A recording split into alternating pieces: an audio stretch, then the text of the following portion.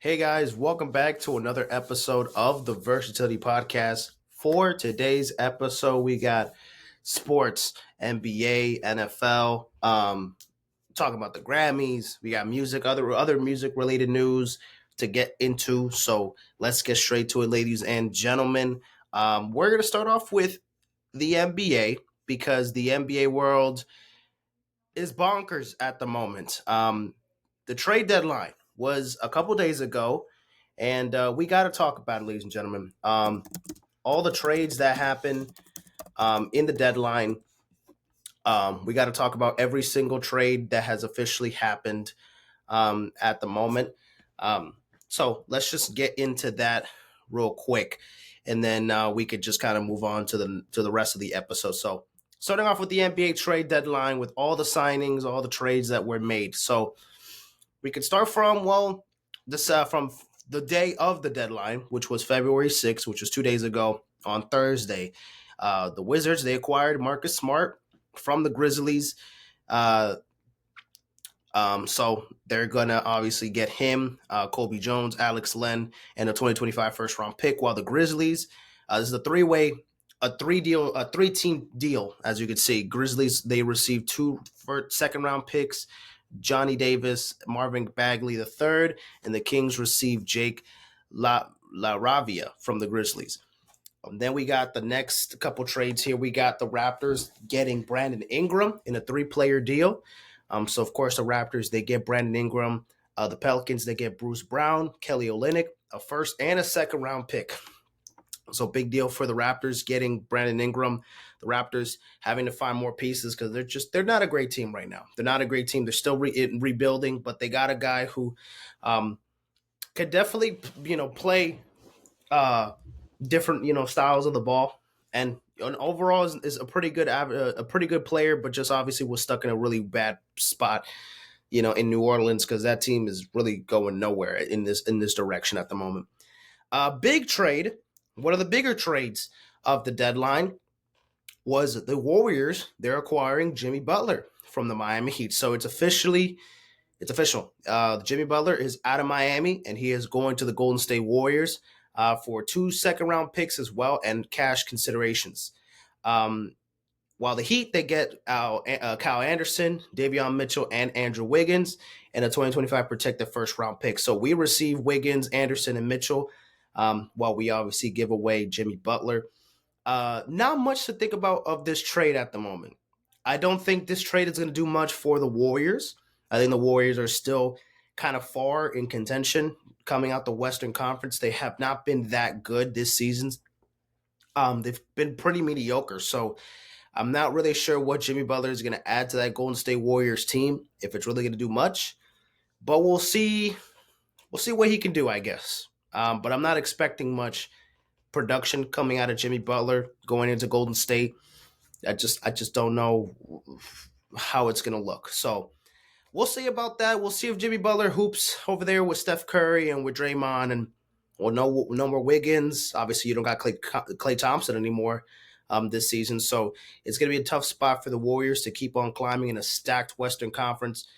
But with Jimmy, at least there's some support there. I think they should at least be a play-in team, playoff spot maybe, if they can really earn it and break through and get that 8th seed. But it's going to be tough. Even with Jimmy Butler, they haven't very much boosted their chances at a championship or even really doing much in the playoffs if they do make the playoffs. But the Heat also not really doing much here. We get Wiggins. I'm cool with Wiggins. And Kyle Anderson, I mean, he's cool offensively. He's fine. And Davion Mitchell, I'm not really sure what he's been doing much in the NBA. I haven't really seen much production from Davion Mitchell. But if they can hoop for us, fuck it, we'll take it. We'll take what we can. Also, this is a bunch of, this is like a 5-team trade. Yeah, I mean, there was a bunch of, the Jazz, they also get Josh Richardson, KJ Martin. The Pistons, they get Lindy Waters. Dennis Schroeder got traded like 5 times. I mean, my goodness, man. And then the Raptors, they get PJ Tucker as well. This was another big trade that I really was like, okay, this is pretty interesting. The Cavs, they trade to get DeAndre Hunter, from the Atlanta Hawks. The Cavs, they got a big guy. Another big guy that is really going to be helpful for this Cavaliers team that has been playing very good ball this season. And they might just have another offensive and defensive weapon that they could really use. Mostly on the defensive end for DeAndre Hunter, because they already got so many guys offensively. They got Mitchell, obviously, who's their star. They got Mobley, who's good on both sides. You know, Jared Allen is a beast. Darius Garland is an absolute stud as well. Most of them, I mean, have been all stars already. I mean, Mitchell. I was about to say Karis LeVert, but obviously LeVert now is going to the Hawks. When he was with the Cavs, but either or. Or no, Karis LeVert was with the Nets. Not, excuse me, my bad. He was never even with the Cavs, but yeah, Garland, Mitchell, and Evan Mobley, they're all stars, and they're going to be playing next week in the All-Star game. So, of course, the Cavaliers have been doing a lot of big moves. They've been playing great basketball all season long. So, we'll just have to wait and see how things go for the rest of the season for the Cavs. But I think this is a pretty good trade for the Cavaliers getting DeAndre Hunter. You know, they're just kind of stacking up and getting as much as they can. The Lakers, they acquire Mark Williams from the Charlotte Hornets. In return, the Hornets received Dalton Knecht and Cam Reddish. So it's pretty crazy that they already traded Dalton Knecht, who looked like he was going to be developing in that Lakers squad, but now he is going to Charlotte with Cam Reddish, and they're going to just continue his development in his rookie season over there.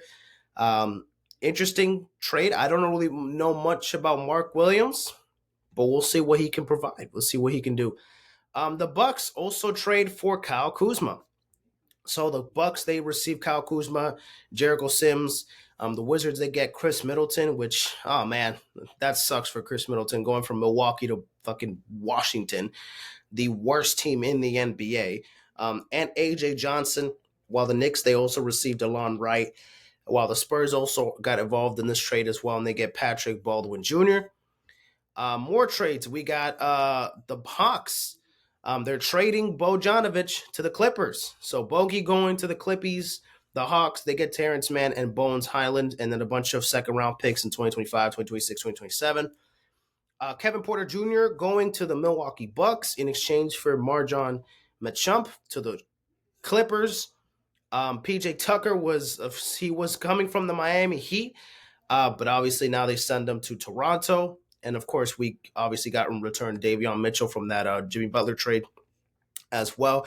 Dennis Schroeder. I mean, this was basically Schroeder first going to Detroit, then going to Utah, and now he's going to.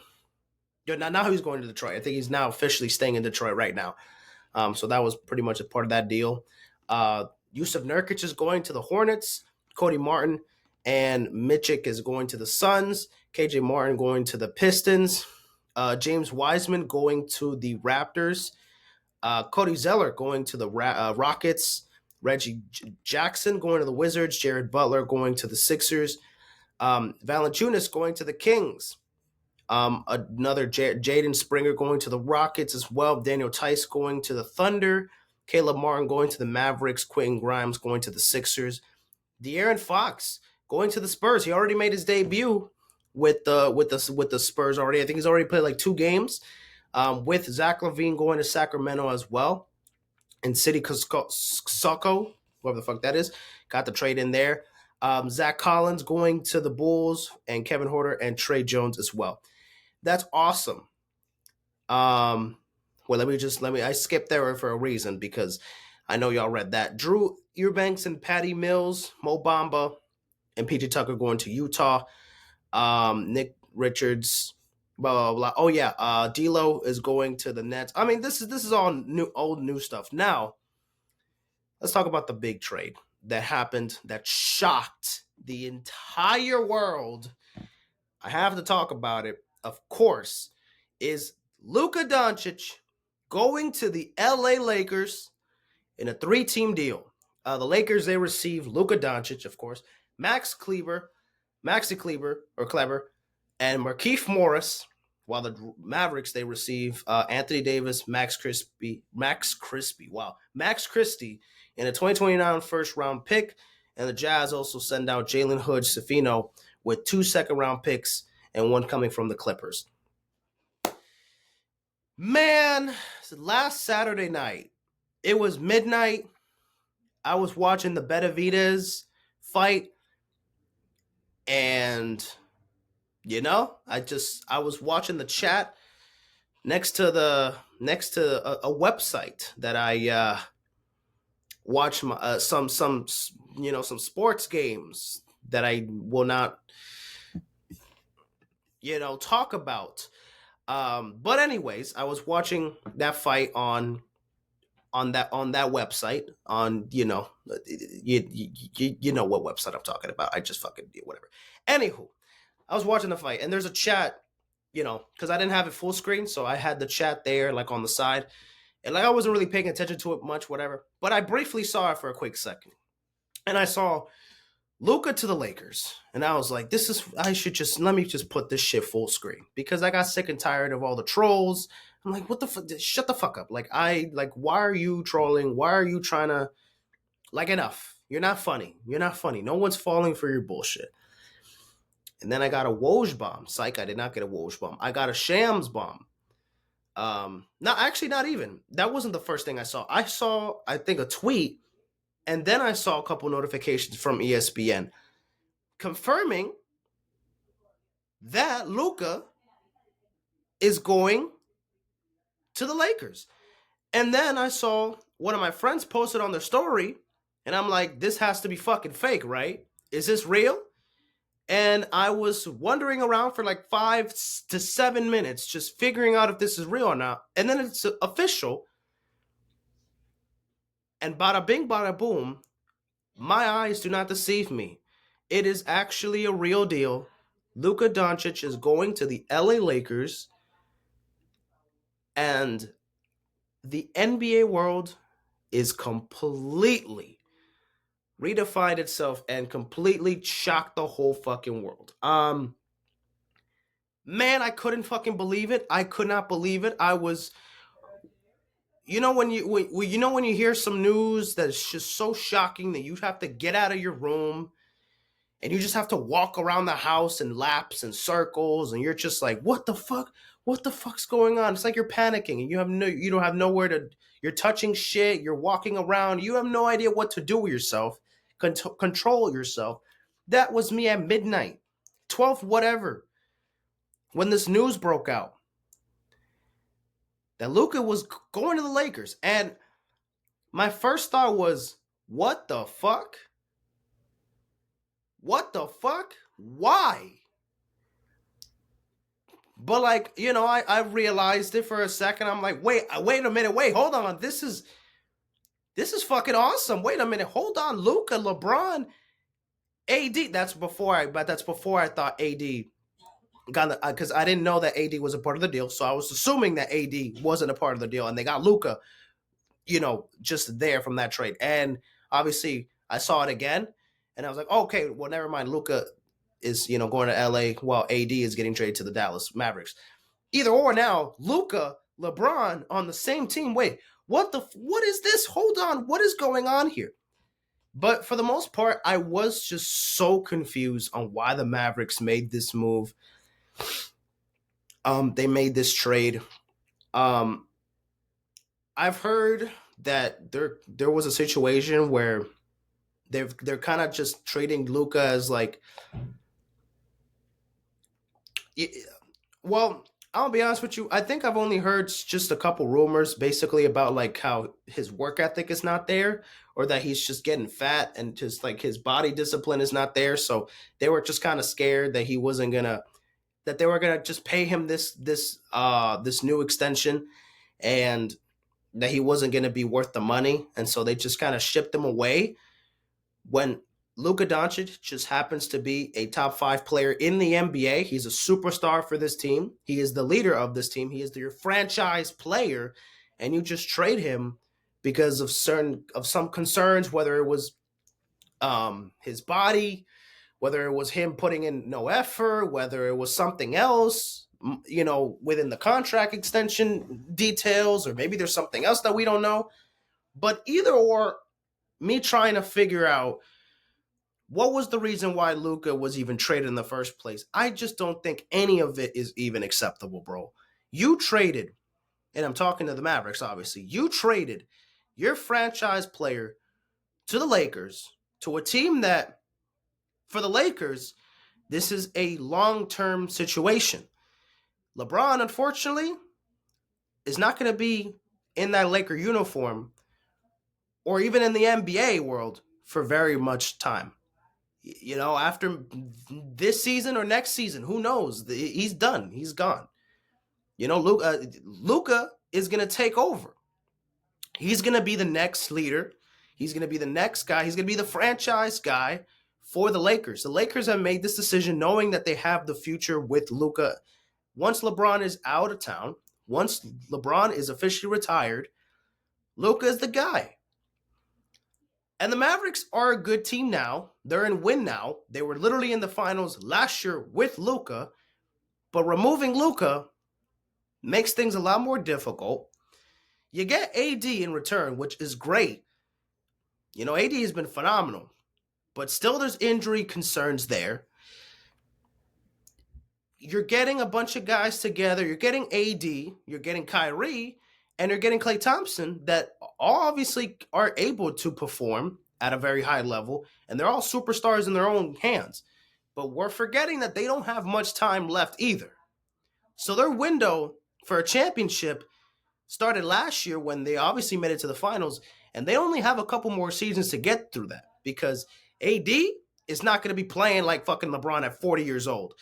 Or Kyrie. Or Klay Thompson. While the Lakers, they found out that once LeBron is out of here, AD wasn't really going to be the guy afterwards because he was going to get old. He's older as well.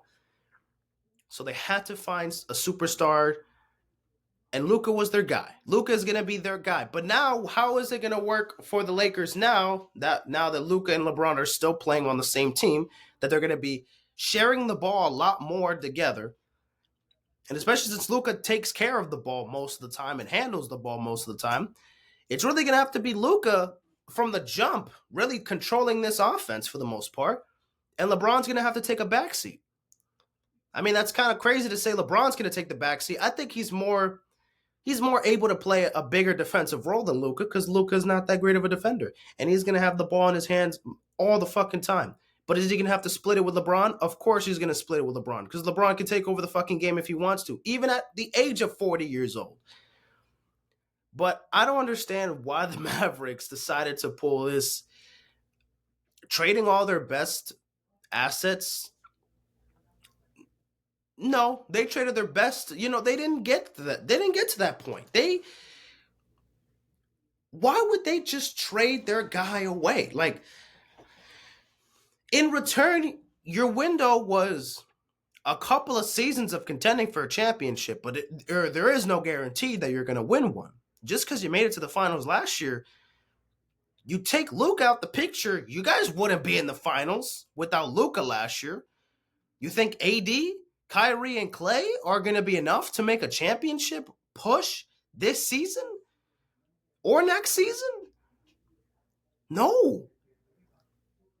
And look, even me saying that with Luka now going to the Lakers, and with obviously still with LeBron being there, you know, there's still a lot of concerns for the Lakers. They're playing good basketball now, but are they a contender? Are the Lakers a championship contender right now?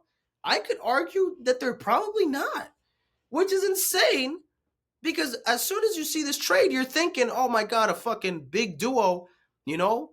The big two. There's no big three in LA, but still, Luka and LeBron, this is a fucking all-star team, basically.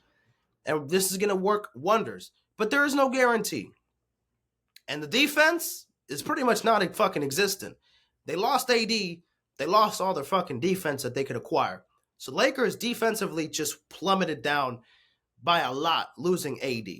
While the Mavericks, they get in good pieces in return. But still, trading Luka sounded like the worst possible scenario that they could possibly think of.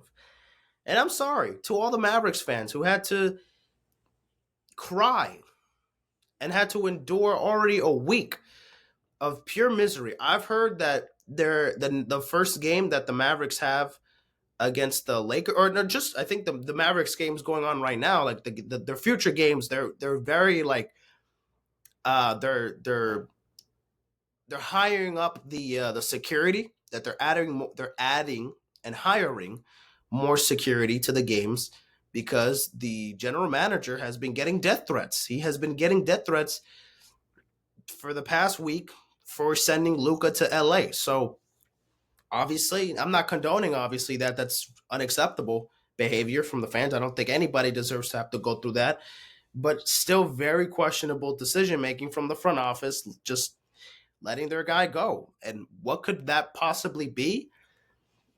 So many different ideas, so many different reasons, but in the end, I can't come up with one.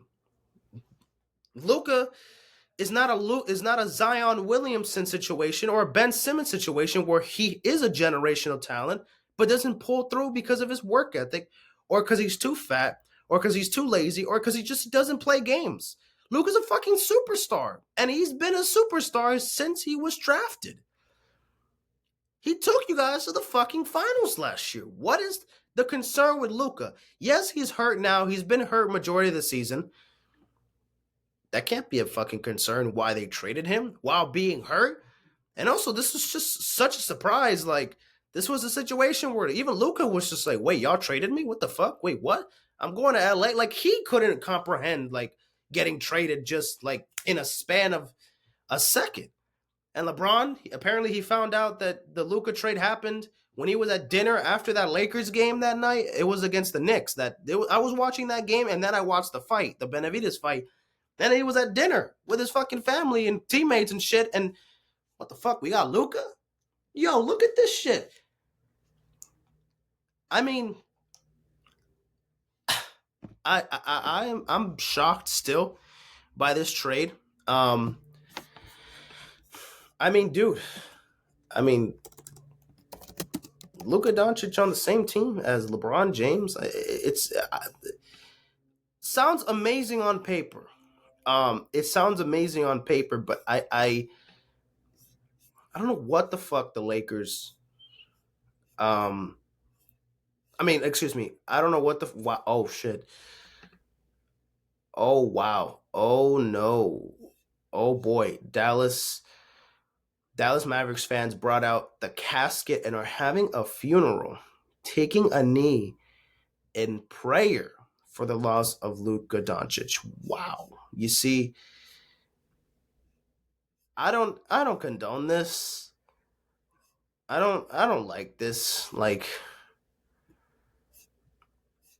this is ridiculous. Yeah,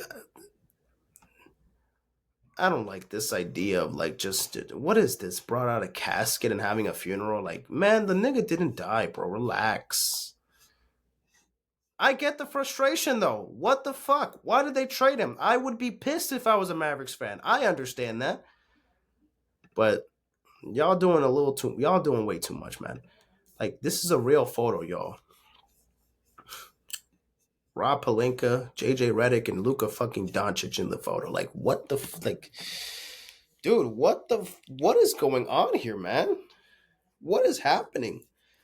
This shit really just happened. Like Luka is actually gonna be an LA Laker, man. I'm gonna have to cop that damn jersey. Holy shit. Man, I don't even know. I don't even know. I don't know how the hell we got here, but we got here. We got here, ladies and gentlemen. We're gonna have to move on because enough of this. It's gonna be a lot. It's gonna be a lot for me. Anywho, let's talk about the NBA. The current standings. Let's talk about the current standings in the NBA. Let's take a look at what's going on right now. So, Cavs still at number one in the East. The Celtics, the Knicks, the Pacers, the Bucks, the Pistons, the Heat, the Magic, the Hawks, Bulls, Sixers, Nets, Raptors, Hornets, and Wizards. They're looking good right now. Just give me 1 second, ladies and gentlemen.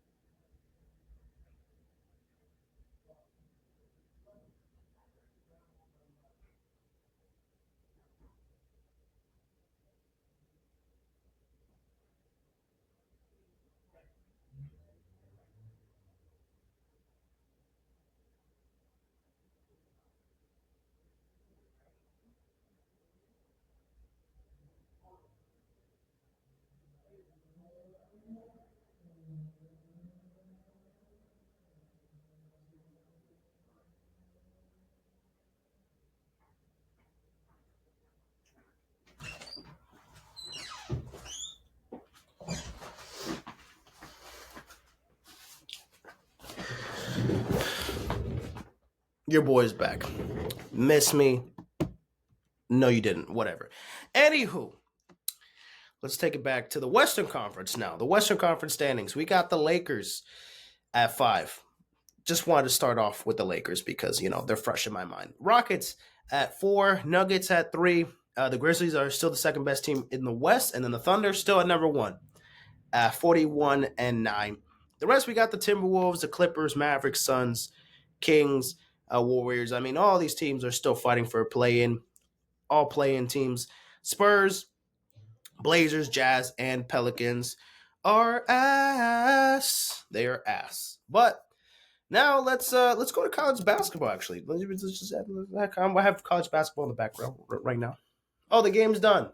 I just realized it. They're just putting the highlights. Okay, let me go to ESPN. Oh wait, no, there's still 20 seconds left in the game. Okay, never mind. Rankings. So let's look at the rankings right now in the men's top 25, and then we'll do the women's rankings. We got Auburn. They're the best team right now. They're the number 1 team in the top 25, 21-1. Got a 14-game winning streak. Then we got Duke at number 2 at 20-2 with a 16-game winning streak. Then we got Alabama, Tennessee, Houston, Florida, Purdue, Iowa State, Michigan State, Texas A&M, Marquette, St. John's, Texas Tech, Kentucky, Mizzou, Kansas, Memphis, Maryland, UConn, Arizona, Wisconsin, Mississippi State, Illinois, Michigan, and Ole Miss. So, these are all the teams right now, pulling through in the top 25. There's obviously Saturday, there's a bunch of games that have going on today.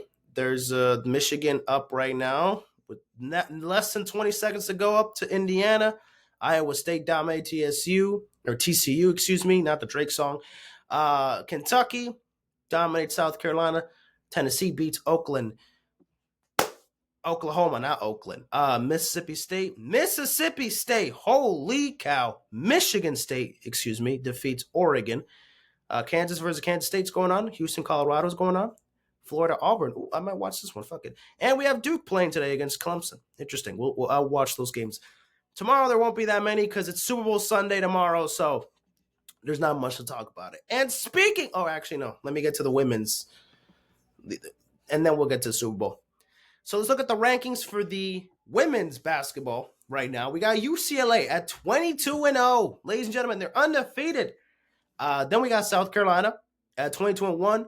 Notre Dame, Texas, UConn, LSU, USC, Ohio State, TCU, Duke, Kentucky, Kansas State, UNC, NC State, Oklahoma, Maryland, Georgia Tech, West Virginia, Tennessee, Michigan State, California, Florida State, Alabama, Vanderbilt, and Oklahoma State. So those are the top 25s in the women's bracket. Now, ladies and gentlemen,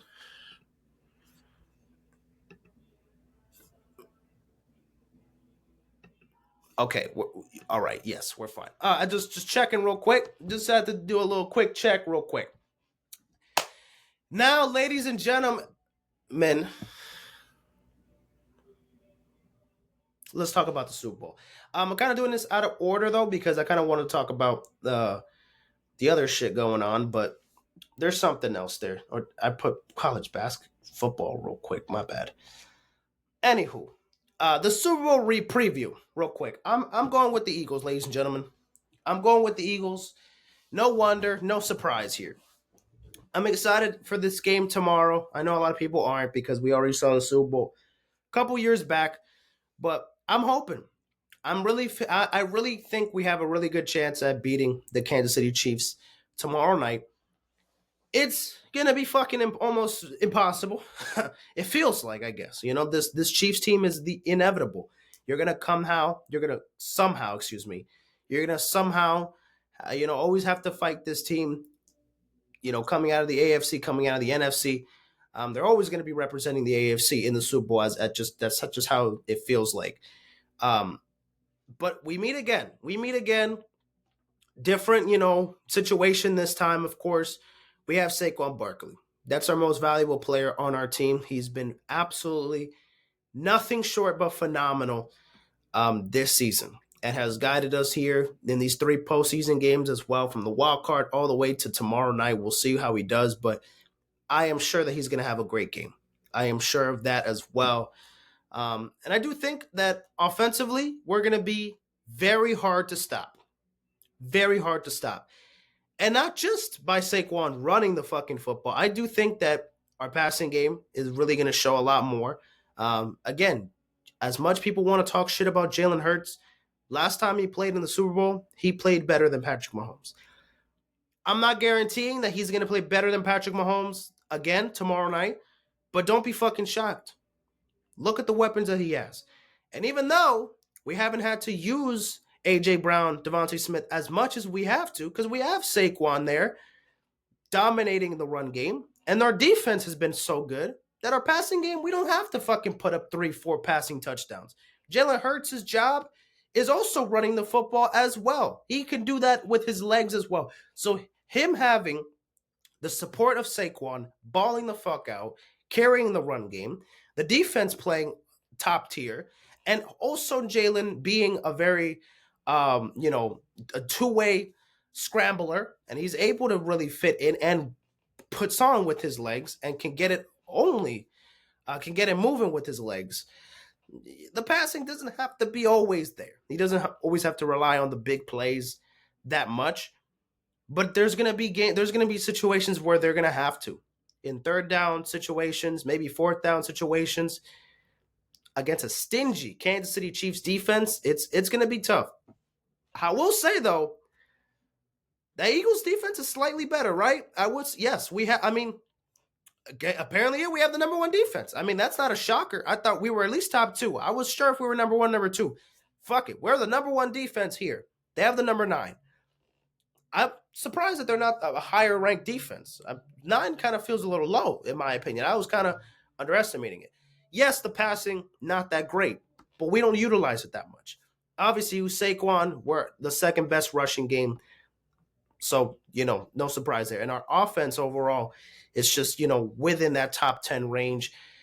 While the Chiefs just have a very explosive defense for the most part, and the offense is, balanced enough. They're 16th. They're a pretty mediocre offense in general. But guess who's not mediocre? Patrick fucking Mahomes. Because he happens to be the best player in the NFL. He happens to be the best player for the past, 5 years at this point. No one can stop this man. The only person that did was Tom Brady in the Super Bowl. That's it. And Joe Burrow, that one time in the AFC Championship. That's it. Joe Burrow and Tom Brady 2 times in the AFC Championship game and in the Super Bowl. That's it. He's only lost 3 postseason games ever in his career. Patrick Mahomes has been nothing but phenomenal. And even though this has been a down year for Kansas City because their offense had a slow start and they were just getting it always in these close games, but the difference is they're always able to pull through in one possession games. They're always able to put points or get the lead or maintain a one possession lead or put up a touchdown to tie the game and then get the lead by one possession. Or if they're at a deficit, they maintain that lead. Or excuse me, if they're, obviously up, they maintain that lead. Or if they're in a deficit, they control the game and then they get the lead again. So it doesn't matter how they put it. The Chiefs are just phenomenal in close game situations. In one possession games, the Chiefs just get it done somehow. The defense can get it done. The offense can get it done. And we know that the offense hasn't been super amazing. It hasn't been show-stopping. Travis Kelce hasn't been phenomenal. Patrick Mahomes hasn't been phenomenal. We have sparks. Xavier Worthy has been fine this year. DeAndre Hopkins has been good. Everybody has done their job for the most part. But clearly, it hasn't been as good as previous, Chiefs teams that have won Super Bowls with that offense being the big part. This isn't like their first Super Bowl that they won where they had Tyreek, they had Kelce, they had other bunch of guys in the run game that also did as much. Remember Damian Williams? He had like 2 touchdowns in that first Super Bowl against the 49ers in Miami. He was controlling the game that much. And the defense was also pretty fucking good at that point. So there were better offenses that won with the Chiefs. And there were past offenses that were better with the Chiefs in past years. While right now we have the complete advantage. We have the better squad offensively, defensively. Special teams probably as well. I mean, you could argue Jake Elliott is better than Harrison Buckner maybe right now. Maybe overall, still it's a little iffy. You can go back and forth. I mean, Harrison Buckner's amazing in the postseason. He is clutch as well. No short about it. No doubt about it. Of course, he's been phenomenal as well. But the quarterback is Patrick Mahomes, and our quarterback, unfortunately, is not better than Patrick Mahomes. And they have the best head coach as well. We don't have the better head coach in this matchup. So at quarterback and at head coach, we are at a disadvantage. Everything else we can take care of. So it's really going to be a difficult situation. Or I mean, you could also put tight end as well. Obviously, Travis Kelce, better tight end than what we got at Calcaterra and Dallas Goedert. But besides tight end, besides quarterback and head coach, you know, they got the better, and even offensive coordinator, they probably got it. Defensive coordinator, they probably they got Spags over there, so they you know, over Kellen Moore. So it's yeah, it's a little tough. It's a little tough to have like those disadvantages there, but with the offense and this defense, I think they're able to get the job done. But they just for sure cannot turn the ball over. Both of these teams have been phenomenal at not turning the ball over. But the first time any of these teams commit a turnover, it's going to be a struggle. Now, the Chiefs, I think they committed a turnover with that fumble. That game against the Bills a couple weeks ago. So there was a turnover there for the Kansas City Chiefs. Eventually, obviously, it worked out in their favor. They're fine, whatever. And speaking of that, we got to talk about the refs. Just real quick. I don't like to talk about the refs. I don't like to side with them. I don't like to talk shit about them. I know that they fucking suck. They always do. They've been sucking balls. They've sucked before Mahomes got drafted. So I can't be victimizing or myself and blaming the refs, blaming the Chiefs for getting all the calls. I don't give a shit about that. I do not have the energy nor the time to be sharing my frustration on the refs. Yes, they always blown calls. And of course, that James Bradbury call in a Super Bowl a couple years back was absolute bullshit. Anywho, still could have played better. And it was a battle. It was a back and forth game that went to overtime, and Jalen Hurts balled the fuck out. But we're going to have to just not commit any turnovers, stick to the run game, and if that fucking defense balls the fuck out, can put pressure on Mahomes, can lock down anybody, can lock down Kelce, can lock down Watkins, can lock down, not Watkins, Hopkins, can lock down Worthy, and dominate and control the run game that they have with Kareem Hunt. Defense is going to play phenomenal, and if they're able to control most of that, then our offense is going to take control. Our offense is going to take control. But our defense has to also put their part to it as well, because the Chiefs are going to put up points. They may not put up 40 points like they almost did against us in that Super Bowl, because of what? The final score was like 38-35 or something like that. But still, back and forth game. I don't know if we're going to be putting up as many points as we did last time. We'll have to wait and see. But with Saquon there, we just have another firepower on our offense that is just going to push us further. Like, really, I just have no idea what would be a better situation. We have Saquon. We have the guy that's already going to push us forward and give us a better chance at winning. Saquon is the difference. No turnovers. Saquon Barkley, and of course, the defense can shut down Patrick Mahomes and the offense for the majority of the game. If they could play like how the Buccaneers played against the Chiefs in that Super Bowl, where they absolutely dominated and the O-line was an absolute disaster for Kansas City and Mahomes was fucking running for his life, that would be amazing. That would be a dream come true right there. However, I don't think the defense is going to be that fucking dominant. They're probably going to give up some big plays. And fuck it, you know, the refs, they're probably going to give them some calls. Just saying, I'm already preparing for that shit. But I still think we can pull through. It's going to be a tough one, man, and I'm nervous as fuck, but I'm excited. I'm excited for this game. Shit. My goodness, I really hope we win it this time. I really hope we win it this time because, my goodness, I cannot see it. The Chiefs, 3P, especially beating my Eagles twice in the process of that. I can't do that. I don't want to do that. I don't want to. Please no. Please no. Anywho, let me just kind of recap the Pro Bowl real quick. Pro Bowl. So the Pro Bowl was last Sunday, and yeah, the NFC won. The NFC won. What was it? What was the final score? This is the final score. 76-63. The NFC defeats the AFC in the Pro Bowl games, 76-63. They obviously won the flag football games. So yeah, they won the first quarter. They won perfect. The AFC won perfect punt. They also put up more points. They still had the lead after the second quarter of the flag football game. Blah, blah, blah, blah, blah, blah, blah. All of that shit, all of the events, all the blah, blah, everything in general. The final score was 76-63. Okay, NFC dominated. Eli Manning is Peyton Manning's father when it comes to the Pro Bowl. He still hasn't beat. Peyton hasn't beat Eli in the Pro Bowl just yet. So Brady is 0-2 against Eli, and Peyton is 0-3 against Eli. In Pro Bowls, Super Bowls, it doesn't matter. Eli wins when it matters the most. Let's look at the NFL honors and talk about who won each award. Bob, you just spoil it right there.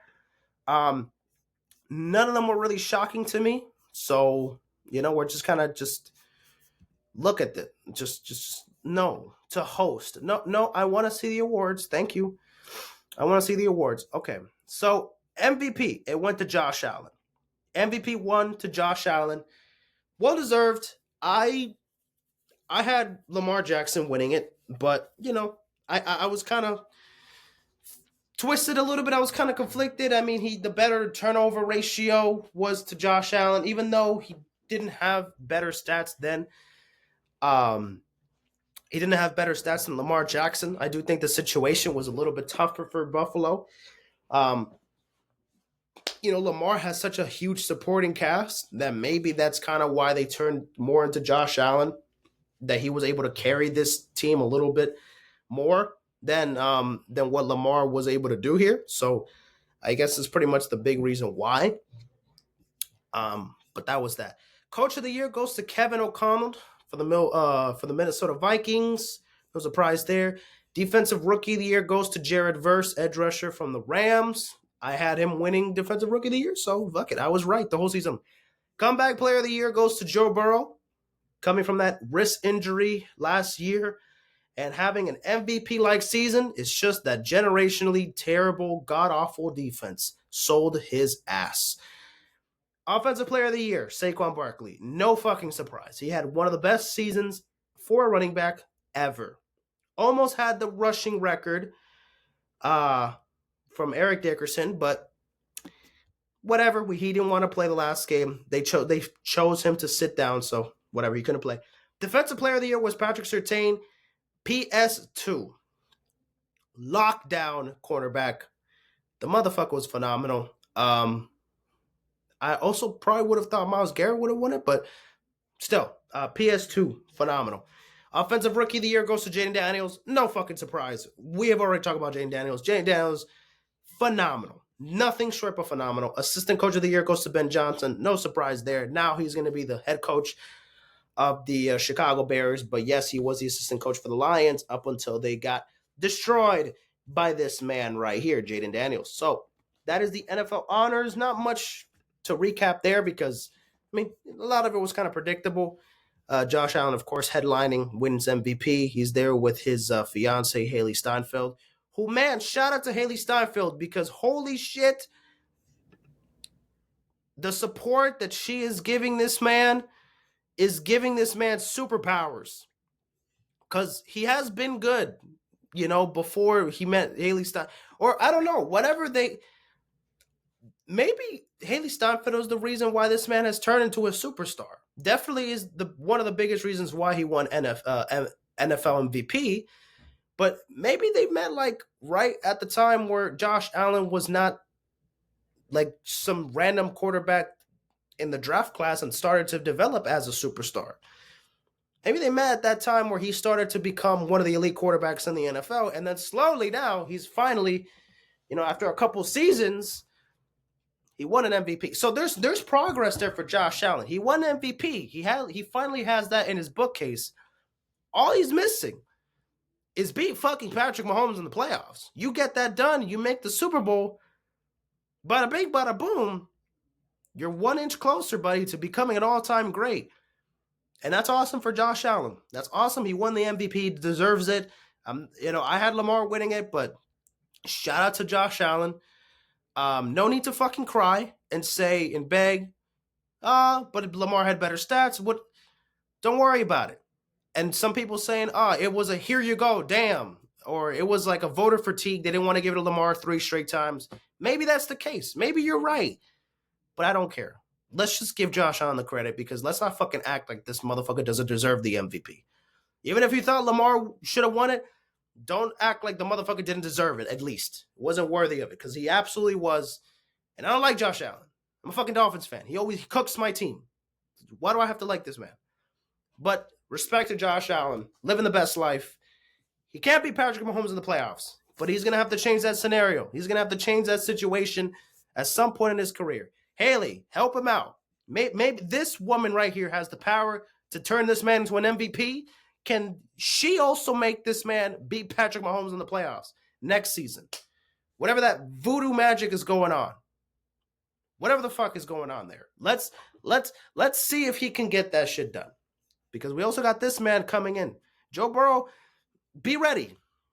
Because if this motherfucker also didn't have a fucking ass defense on his side, MVP wouldn't have been guaranteed to Josh Allen. So who knows? Anywho. Let me look at the Carribean series real quick, ladies and gentlemen. So it wrapped up yesterday. The championship game was yesterday. It was Dominican Republic versus Mexico. That was the championship game. And Dominican Republic, they won 1-0. Championship game, 1-0. The fact of the matter was crazy. Mexico, 4-0 in the knockout stage. They beat Puerto Rico. They beat Venezuela. They beat Dominican Republic 2-0 already. And then they beat Japan. Japan was ass, by the way. 0-4. Allowed 32 runs. They only put up 5 runs. They were ass. They were fucking ass. But anywho, this was the semis. It was DR versus Venezuela. DR won. Puerto Rico versus Mexico. Mexico won. And this was the final. DR beating Mexico. And then, of course, third place was also Puerto Rico beating Venezuela. So I had PR or DR winning it. So fuck it. I was right with Dominican Republic winning it. But it's crazy because Mexico, they won all those games. And then the championship game, they put up 0 runs and only 1 hit. Damn. 5 straight wins. Because they got 1, 2, 3, 4, 5 straight wins to then lose in the championship game by 1 run and only put up 1 hit. Esmel Rogers was absolutely fucking dominating. This motherfucker was cooking. And he was a pitcher for the Yankees? Oh, shit. Wait, he was 1922. He used to play. Yeah, he was passed around. He was a Taiwan Series champion, too. Wow. Yeah, but he's been in the major leagues for quite some time. 85, so he's 39 years old now. Born 85.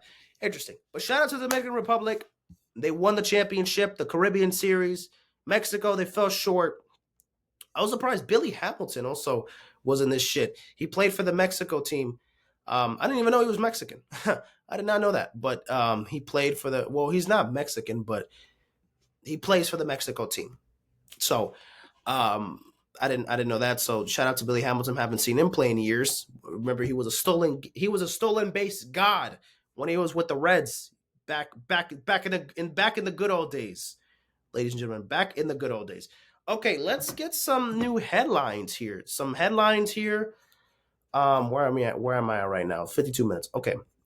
Let's talk about some headlines here with the Carribean series. We're done with that. The NFL awards, we're done with that. Super Bowl, we're done with that. Okay. Let's talk about this potential Canelo versus Crawford fight. So I don't even know what's going on yet. A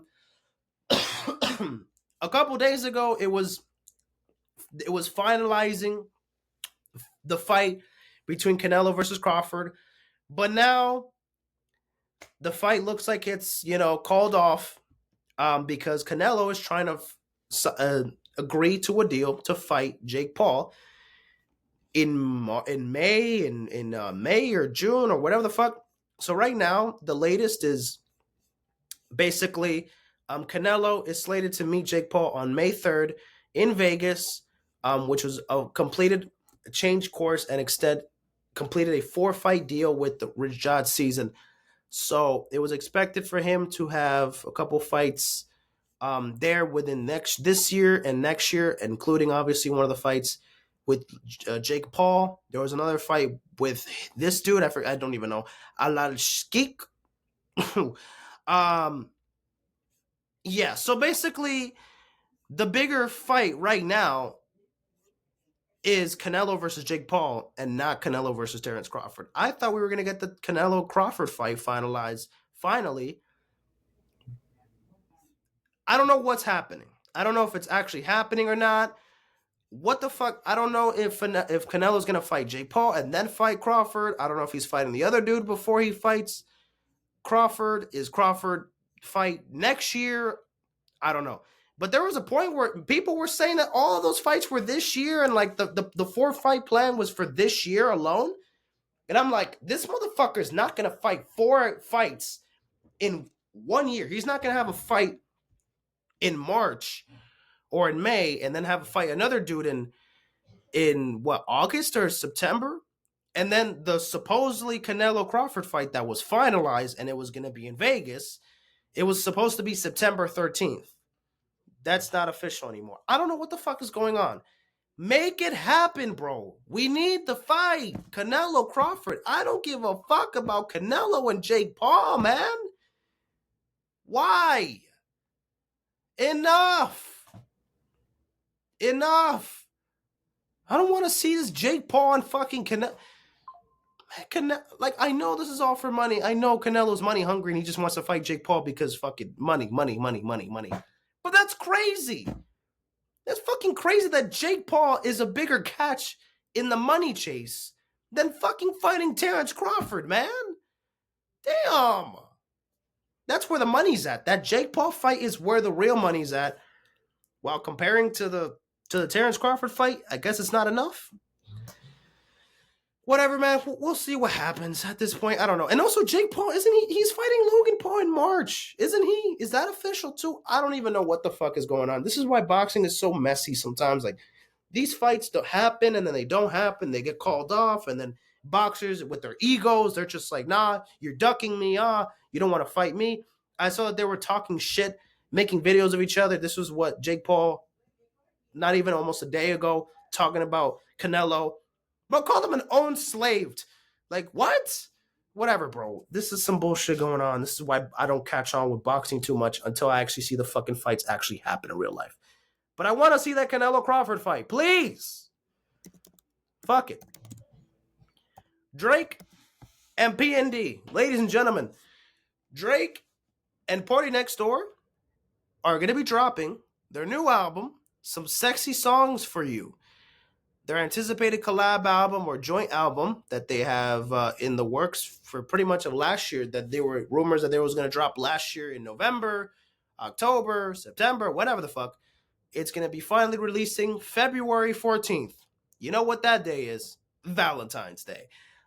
So they're going to be making some absolute horny bangers or soft shit.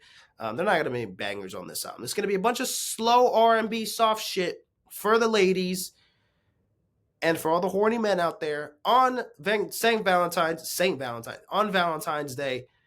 Some Sexy Songs for You will be dropping on Friday. Now, my thoughts on it. Okay, cool.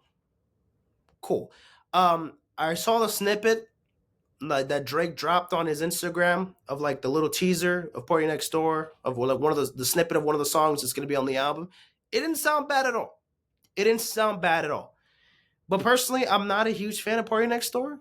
That's just my personal opinion. I don't think his music is bad at all. I think he has a good voice, but sometimes his music puts me to sleep. I just don't like his shit is so like it's a little too it makes me too sleepy. I don't know. Just listening to there's just something about it just if it just gets me to sleep after like listening to it for like 20 plus minutes, it's not working for me. It's not working for me, dog. I can listen to a couple P&D songs and won't complain much about it. And their collaborations are usually not that bad, even though they're not usually like my favorite. Like P&D and Drake are not like my favorite Drake collaborations that he has. Like I wouldn't rank them higher than like Drake and Wayne or Drake and Future and stuff. But still, they have some decent collabs together. It's just really the P&D performances. They're good. They could be good, but I don't know if it will be good enough for me. I don't know. And also, I'm kind of concerned about Drake's performance also on this album. Because P&D could carry this album for all I know, and then Drake is doing nothing. So at this point, I don't know what to expect for this album. This isn't my most anticipated album of the year. I would have just rathered a Drake solo album, which, by the way, Drake did point that out. Because right now he is in Australia. He's on tour in Australia for the Anita Max Win. He's on that tour. He's in Australia, so he did say that he was going to drop that solo album at some point. Once this whole rollout for this P&D album collab joint project is after it's work its magic, once it has its time, and once he's officially ready to drop that solo album, then we might get that solo album maybe this year, maybe late next year, or late this year, excuse me. We don't know. I don't know what the fuck soon or later in the year means, but at some point, there's a conversation that at some point this year we might get that Drake solo album. But right now, it's okay. Take your time with it, buddy. Take your time with it. Don't rush it. Okay, that's cool that you announced that you're working on a solo album. Cool, but don't fucking push this shit. Cool. We'll be ready for that Drake P&D album next week. We'll see if it's good, hopefully. I'm not gonna have high expectations for it because I don't think it's gonna be that fucking good. That good.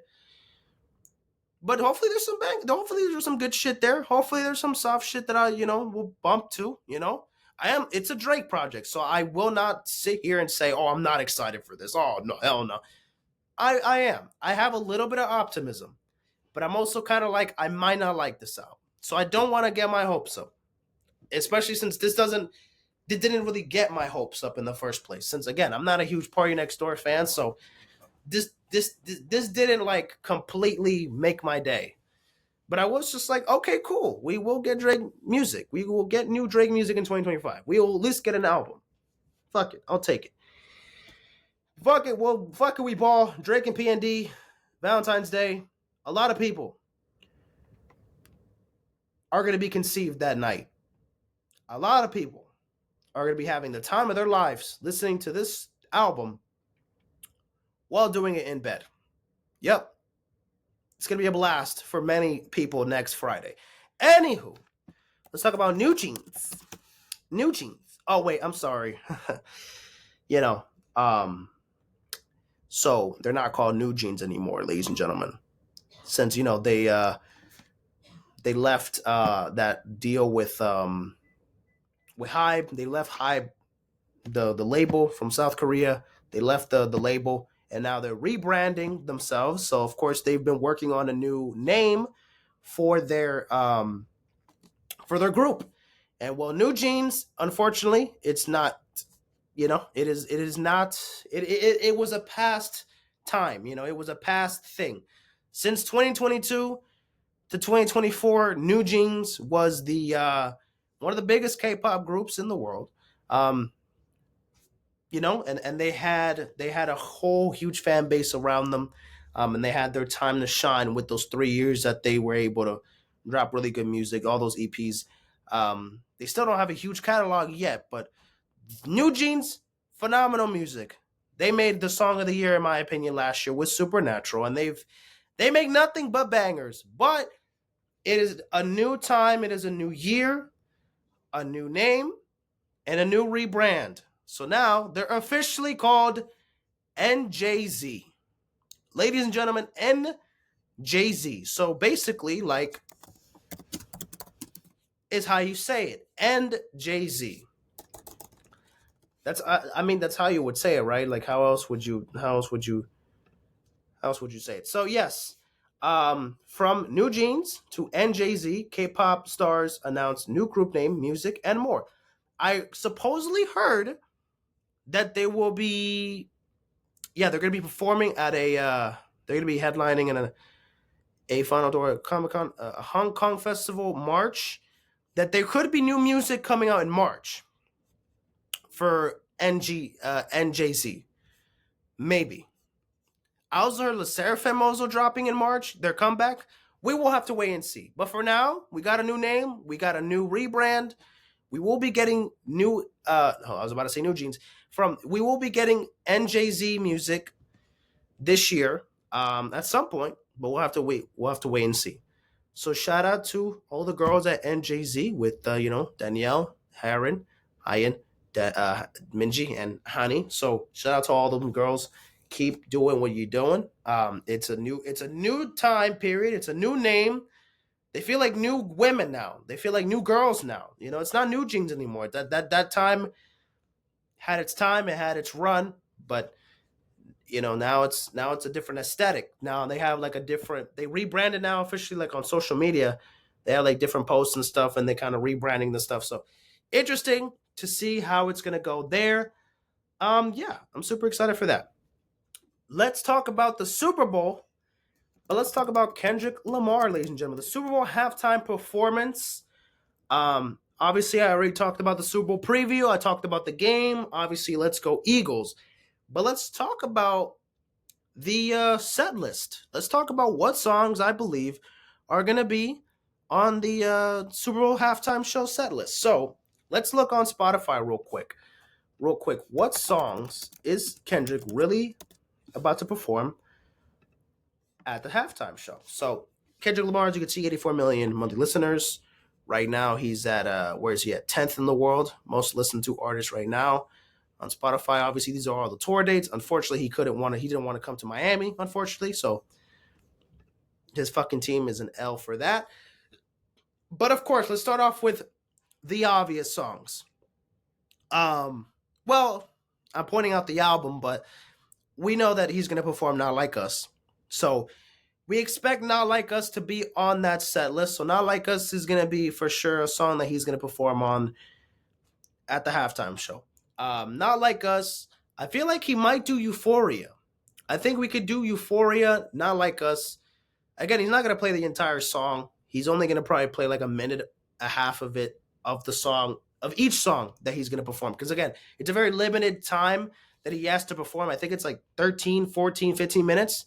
It's like 13 to 15 minutes. So he's going to have very little time to perform. And also SZA is joining him on stage. So they're going to have to do collaboration songs together. So getting to my next point. So we got Not Like Us. We got Euphoria pretty much maybe as locks.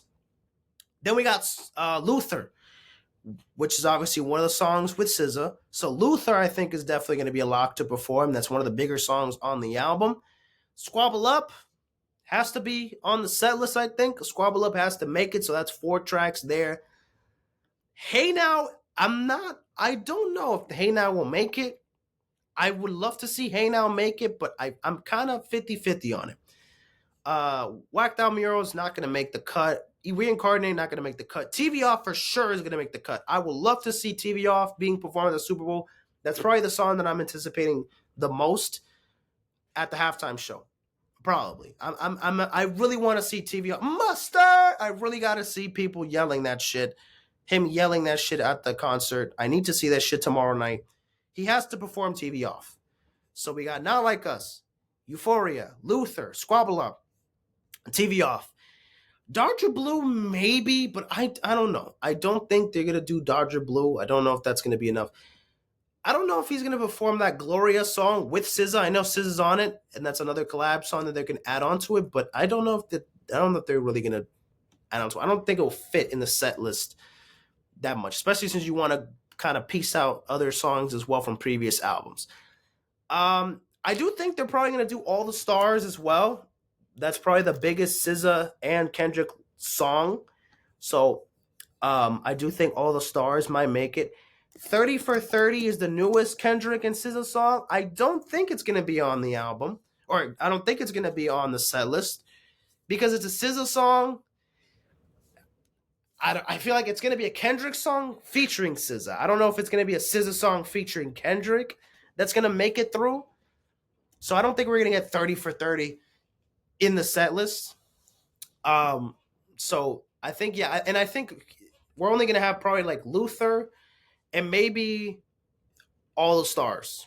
I think like those two songs are probably going to be only songs that Kendrick and SZA are going to perform because not all their songs are going to be out there. Like Doves in the Wind, that's not going to be performed at this fucking Super Bowl.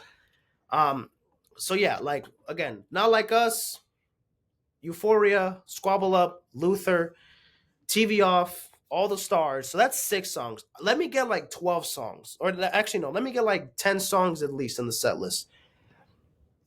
We're going to have to do Humble. I think Humble's probably going to make it. Let's do that one real quick, though. Like, let's do like 30 seconds of that shit and then move on. Humble is one of his biggest songs, so they're going to have to put it. Loyalty doesn't feel like a Nah, I don't think they're going to put Loyalty. Love, they could put Love. I could see them put Love on the set list. Every other song here, no, they're not putting any of the other songs here. I mean, there's a lot of better shit on here, but again, we're just trying to think Super Bowl. It has to be big songs. It has to be hit songs that everybody will know, so we're not going to put fucking Fear. We're not going to put Duckworth. Even though those are phenomenal songs, we're not going to put them there. All right? And I'm hoping when he performs Not Like Us, can he just do it once, bro? I don't need this fucking song to be performed 8 times or like I love Kendrick, but please don't overdo it with the Not Like Us, man. Please don't overdo it. Like, dog, I don't want this man's fucking A minor. Like, it's already gonna happen. It's already gonna happen. But let's not overkill each other. Just do it once and that's it. Okay? Just don't fucking run it back again and then plays Not Like Us again. We're not doing this again. Please no. For Mr. Morale and the Big Steppers, I think he's going to probably do N95. N95 is probably going to be another one he might do. Definitely We Cry Together. Oh, that's a no-brainer. Obviously joking. Count Me Out. No, Silent Hill, none of them are going to make it. The Hard Part 5. No, he's not going to perform. He's not going to perform any. N95 is the only like banger that is capable of making a run for the set list, in this one. Now, will he perform songs from To Pimp a Butterfly and from Good Kid, Mad City? I would love to see that, but do y'all think he's going to perform like Backstreet Freestyle, Bitch Don't Kill My Vibe, Money Trees? You think he's going to perform songs like that? I have a feeling he's not going to perform any old songs. I'll be honest with you. If I had to put money, I am not putting no. Oh wait, actually, hold on. Let me go to ESPN. I think I can make like bets on like the Super Bowl. Let me do that actually real quick. Right after we're done with talking about Kendrick. I don't think he's going to perform any songs from Good Kid, Mad City or To Pimp a Butterfly. So I guess we can get our hopes down for that, or we could just not get our hopes up for that. I don't know. It's a very limited space. I just don't think he's gonna have enough to. Again, Kendrick could do a whole fucking album worth of songs on the set list, but a lot of them songs are just. What's the oldest song that he can possibly put here? All the Stars or anything from Damn, probably. I don't think he's gonna perform songs like "Bitch Don't Kill My Vibe." I don't think so. Money Trees. It's a little too long, and also those are some long songs. And even if he's not gonna perform the whole song, it takes up space as well for other songs that he has to perform. this is gonna be more of like a newer Kendrick Lamar. This is gonna be like from Damn to to GNX. I don't think this is gonna go all the way to fucking Section 80. Like this is we're not gonna go that deep into Kendrick's catalog in this set list in this Super Bowl. This is not a Kendrick Lamar festival. This is a halftime show at a Super Bowl. So we're not gonna be fucking hearing no bitch don't kill my vibe, or no fucking sing about me I'm dying of thirst, or no fucking reincarnated. We're not listening to that. We're listening to the bangers, and we're listening to some SZA tracks, the SZA features. You know what I mean? We're not gonna be bumping all the other amazing shit that Kendrick has in this catalog. Like we don't have time for that. So yeah, we're gonna have to do that for Kendrick. Those are probably my opinions there. I have to log in. Motherfucker. Anyways. Whatever. We'll just do that another time. So yeah, Kendrick Lamar, halftime performance. We'll see how that goes, ladies and gentlemen. We will see how that goes. Okay. What else? Oh yeah, let's talk about the Grammys, ladies and gentlemen. Talk about the Grammys 2025. 2025. Recapping the Grammys, ladies and gentlemen. So the Grammys has been officially revealed. So record of the year, it went to Not Like Us by Kendrick Lamar. So Kendrick Lamar winning Not Like Us was a surprise. I'm not going to lie. I didn't think the Grammys were going to give Kendrick any of like the higher or like the main categories, but they clearly made the effort to do it. They love sucking Kendrick Lamar's cock. They really do love Kendrick Lamar. So they were able to give him Record of the Year. So shout out to Kendrick winning Not Like Us Record of the Year. Album of the Year, it went to Cowboy Carter by Beyonce. A lot of people were not happy about it. A lot of people were like, Taylor Swift deserved it. Charlie XCX deserved it. Fucking Billie Eilish deserved it. A lot of people were saying Billie Eilish deserved it a lot. I do prefer Billie's album over Cowboy Carter, but I do think that they may have finally given Beyonce that Album of the Year title because it's about fucking damn time. Like Lemonade could have won it, they didn't give it to her. Renaissance made a big push to win Album of the Year, didn't win it. I feel like now finally with Cowboy Carter, they just had to feel like they had to finally give Beyonce that final piece of the puzzle with all the Grammys that she's won, because she's won every fucking possible Grammy all the Grammys she's won and everything. She's just missing Album of the Year.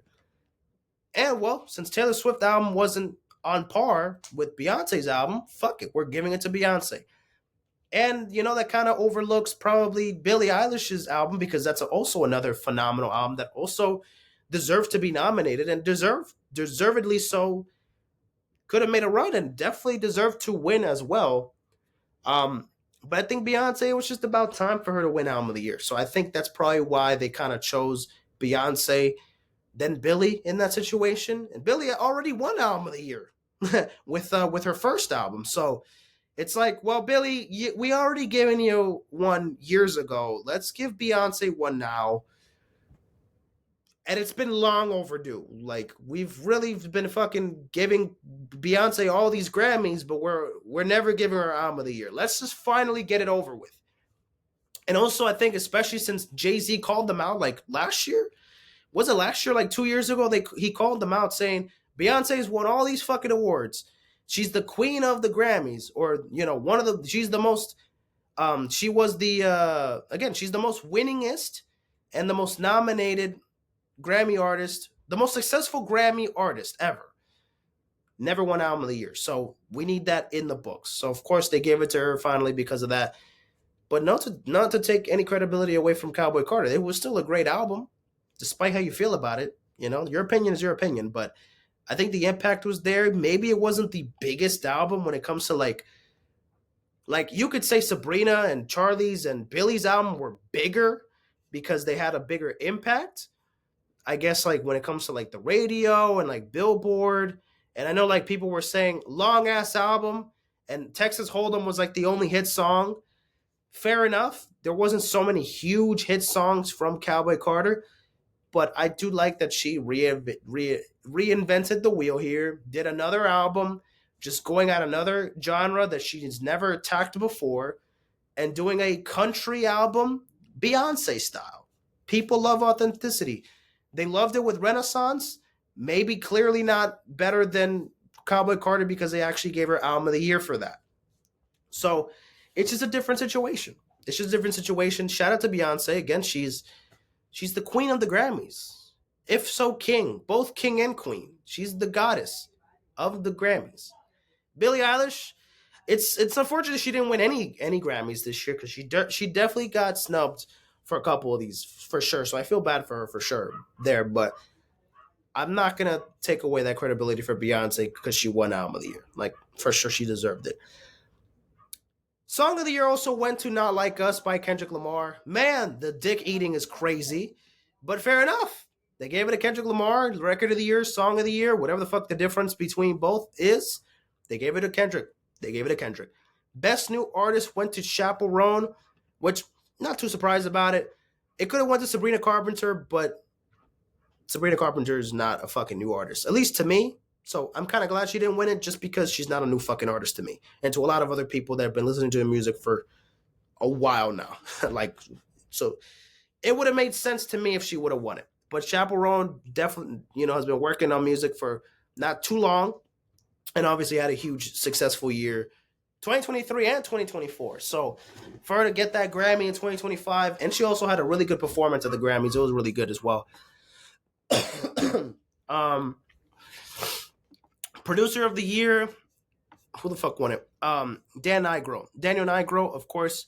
Billie Eilish, main producer, and also produced on Chaperone's album as well. So got it there. Songwriter of the Year went to Amy Allen, who wrote all these songs as well. Wrote for Sabrina, Justin Timberlake, Olivia Rodrigo, Leon Bridges, Tate McRae. Interesting. Okay. So best pop solo performance went to Espresso by Sabrina Carpenter. No doubt about it. It was nice. I mean, Espresso was one of the biggest songs of the year. No shocker to that. Best pop duo group performance went to Die With A Smile, Lady Gaga, Bruno Mars. That was the biggest Grammy bait ever, dog. As soon as I fucking saw the post saying, oh, we're dropping Die With A Smile this Friday. Grammy. I didn't even need to hear the song, didn't even need to see the music video, and I could have told you this was going to win a Grammy. Just seeing that post. Let me see if I can find it. Just seeing that fucking post, I could have told you, oh yeah, they're winning a Grammy, guys, because this song is going to be phenomenal. This song is going to be absolutely fucking bonkers, ladies and gentlemen. Lady Gaga, what the fuck? Why is it not showing? Why is Lady Gaga? Lady Gaga. Can you fucking show me Lady Gaga? Thank you. There we go. Took me a little too long. Where's the fucking post of... As soon as I saw this, I was like, well, yep, Grammy next year. And well, they got it. Best pop vocal album went to Short and Sweet by Sabrina Carpenter. Let's fucking go. Deservedly so. Justice and Tame Impala, shout out to them, but it should have went to Kaytranada. But whatever. Best dance pop recording went to Von Dutch by Charlie XCX. So Charlie did get that Grammy. And also got another one for Best Dance Electronic Album for Brat. So shout out to her winning that as well. Best remix recording was Espresso. Okay. Rock, let me just get the fuck out of here. Thank you. Best R&B performance went to Made It For You live on BET. Money Long. Okay, interesting. That's You. Lucky Day won Best Traditional R&B Performance. Best R&B song went to Saturn by SZA. Congratulations to her. Wow, it was a tie between Avery Sunshine and No Worries. Okay, well, they both won it for Best Progressive R&B Album. Best R&B or Best Progressive R&B Album. Best R&B Album went to 1111 Deluxe, Chris Brown. Shout out to Chris Brown. He won a fucking Grammy for the first time in 7 million years. Best Rap Performance. It went to Not Like Us. No surprise there. Best Melodic Rap Performance went to 3 by Rhapsody featuring Erykah Badu. Haven't heard the song. Gonna be honest with you. Haven't heard the song. Maybe it's a banger. Rhapsody and Erykah Badu are two good artists, so I don't doubt that the song maybe didn't deserve it, but whatever. Shout out to them. Best rap song, obviously, also went to Not Like Us. Not Like Us really fucking destroyed the Grammys and took over, as you can tell. And the best rap album went to Alligator Bites Never Heal by Doechii. I thought Future and Metro Boomin were going to win this, unfortunately. So Future and Metro couldn't win any Grammys this year. But Doechii, deservedly so, got the Grammy. This is not even her debut album. This is a mixtape and won Best Rap Album, which is a little confusing on that, but still, pretty good album. I can't be mad at it. I preferred Future's album slightly over Doechii's album, but still, I can't really complain about it. Doechii's the third female artist, the third rapper to win Best Rap Album. It was Lauryn Hill, then it was Cardi B. Yes, Cardi B. We'll never forget that. And Doechii. So she's in a very exclusive club, with female rappers that's won Best Rap Album, at the Grammys. So Lauryn Hill deserves it. Doechii deserves it. And then we have a fraud in between Lauryn Hill and Doechii that clearly did not fucking deserve it. But hey, it's not her fault. It's the fucking Grammys' fault and the voters and that. So I can't blame Cardi B for that specific reason. But still, absolute highway robbery 7 years later. Anywho. But damn, that sucks that Future and Metro couldn't win it. And then, yeah, all of this, ladies and gentlemen. This. Just gonna take a sip of water while I just scroll so you can kind of see who won,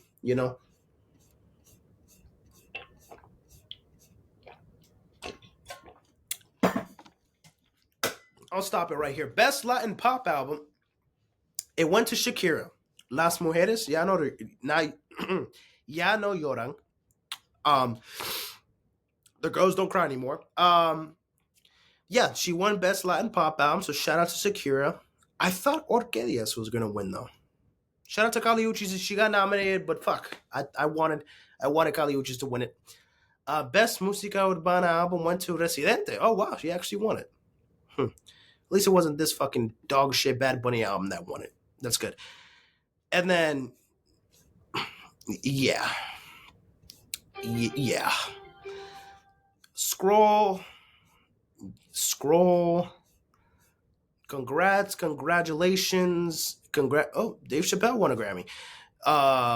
Jimmy Carter won a fucking Grammy. Wow. Rest in peace, Jimmy Carter. Rest in peace, Jimmy Carter. Wait, is that the same Jimmy Carter? Is this the same?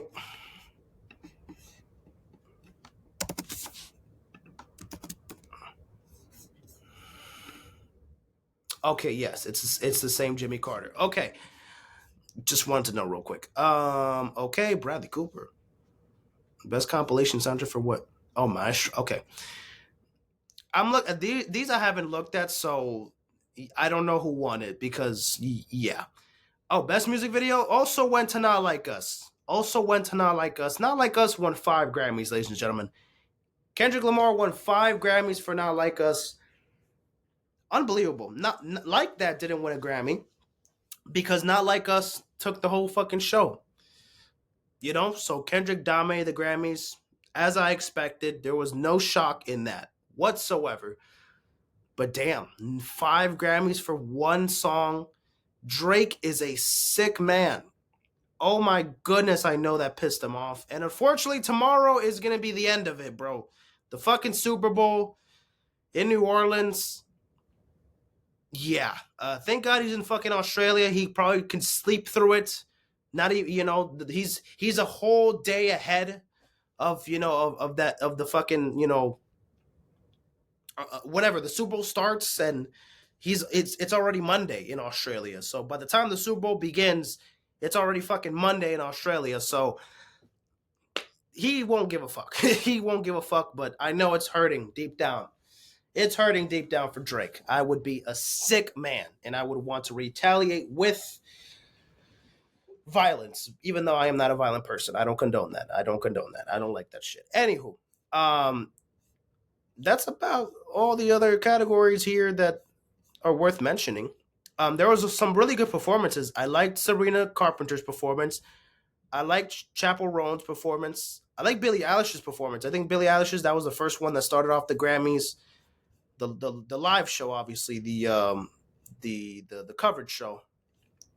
And then so the weekend surprised everybody and also performed at the Grammys with Playboi Carti. They performed Timeless and performed, I think, Cry For You, from the new album Hurry Up Tomorrow. So that was a surprise. Literally, the CEO of the Grammys, he did a whole fucking 2-3 minute apology and like bringing up the fact that a couple years ago, obviously, when the Grammys, they snubbed The Weeknd and they didn't nominate him for After Hours for any of the Grammys. He was completely snubbed, and The Weeknd tweeted about it and was saying that they're corrupt, that, you owe me, that, you owe my fans. 5 years later, they basically apologized, and they're like, yep, we got the criticism, and, we understand that we fucked up, but we're going to give you a chance here to redeem yourself, or at least give you another opportunity, and boom, you're going to perform on stage, and you're not even nominated for a Grammy. You're not even, there was no nominations for The Weeknd, but just simply wanted to perform the some songs from the album as, part of the rollout, part of the process of the album coming out. I thought it was genius and nice to see, like, now that the Grammys and The Weeknd is kind of like, not best friends, but at least now we can see that Hurry Up Tomorrow has a really good opportunity of being nominated for the next year's Grammys, because if it makes it through the process, oh my goodness, it deserves it, because holy shit, the album is worth talking about. Speaking of Hurry Up Tomorrow, I want to review the album, but I'm just not there yet. I still gotta listen to it a little bit more, ladies and gentlemen. I don't want to review the album because I still gotta digest the motherfucker a little bit more. So once I digest that motherfucker a little bit more, then I'll be ready to tell you what's the real deal. Okay, so I promise you that once we're done with that, we can do that. Wait, I want to do the shit here, man. Login thing. Hold on. Maybe this will work. Hold on. Maybe this will work here. Yeah. Never mind. You know what? I will do this on my own time. Fuck this whole thing with the with this. Why can I not just why am I logged out of here? I don't understand why I'm logged out of here. But anywho, I'll just take care of the rest for that. But that is it for today's episode, ladies and gentlemen. There's very few things on the set here that I want to talk about. Maybe I can do it for another episode. But yeah, that's pretty much it for today's episode. Yeah, more content coming up. I got a couple YouTube videos that I'm going to be recording later tonight, so be ready for that. More reaction videos. I think I'm going to do a reaction video to the new Larry June, The Alchemist, and 2 Chainz project, Life is Beautiful. It just came out last night. Oh, breaking news. Oh, I forgot to mention this. Fuck it. Let me add this in real quick. Sorry. Breaking news. Well, not breaking news because I found out about this yesterday, but I just got on Spotify and I just got the notification here. Short and Sweet Deluxe. Ladies and gentlemen, Sabrina Carpenter is going to be dropping a deluxe album for Short and Sweet. Yes. Her phenomenal record that she dropped last year. We will be getting a deluxe. And guess when it's going to be dropping? Next week. Next Friday. Valentine's Day. Sabrina Carpenter, you are my Valentine. It's official. You dropped on Valentine's Day. You want me to listen to it on Valentine's Day. Therefore, you're my Valentine. So therefore, I have to fucking buy you shit. Therefore, I need to do some shopping. Therefore, I'm going to have to spend a bag on Sabrina on Friday. And once the day goes well, we're bumping that Drake and P&D if it's actually worth listening to it. But on a serious note, yes, we're gonna get Sabrina Short and Sweet Deluxe next Friday. These are the deluxe tracks. I'm gonna kind of zoom in so you can see it. 15 minutes. Please, please, please remix with Dolly Parton. Couldn't make it any harder. Busy Woman, which I think this is like on some of the exclusive vinyls. This is like one of the exclusive tracks that's on one of the vinyls or a couple of the vinyls. And then Bad Reviews. So that's what? 5 new songs that we're going to be getting on the deluxe next week. Drake, Sabrina Carpenter. Next week, Valentine's Day. As a single man, I'm cooking. We're cooking here. This is gonna be a blast. It's gonna be a blast. And I don't have to work on Monday. Long weekend for me too. Oh, this is gonna be phenomenal. I'm gonna buy myself some shit. You know what? I get paid and I get paid on Friday, ladies and gentlemen. Oh, Valentine's Day might go very well. And I don't even need to have a girlfriend. I don't even need to have a girlfriend. Maybe I might hit up some hoes. Now I'm playing. Let me stop. let me stop playing before things get anything more unserious. Anywho, officially that is the end of the episode. Just wanted to show you out. Just wanted to put that out there. Sabrina and Drake are dropping next week, next Friday, Valentine's Day. So I will be tapping in. So as you guys know, that Sabrina is going to be my Valentine. So, I'm sorry. Sorry, I know there's people in line waiting or whatever. And, Barry, you lost your chance. You guys broke up, apparently, right? You didn't? Fuck it. It's over. I don't care if you say you're... No. It's over, bro. Go find somebody else. She's mine now. We're going to have a blast Valentine's Day. We're going to have a fucking time of our lives, okay? So I hope you understand that, ladies and gentlemen. I hope you understand that. But anywho, I will enjoy my Valentine's Day next Friday, but we're not there yet. We gotta watch a Super Bowl game tomorrow. We gotta hope to see that my Eagles get the win tomorrow. Please. To the man above, I beg, I pray that we can get the win. But we'll see. We'll see what happens. I'll be back for another episode pretty short and sweet. Anyways, see you guys in a bit. Take care and peace out, my friends.